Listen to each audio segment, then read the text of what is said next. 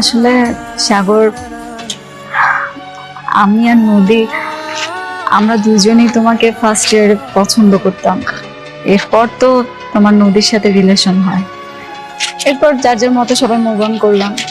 এখন তোমাদের ব্রেকআপ হওয়ার পরে নদী এমনি দুষ্টুমি করে আমাকে বলছিল তোমার সাথে রিলেশন করতে। এইটুকুই। কি বলতেছো? তোমরা দুজনেই আমাকে পছন্দ করো?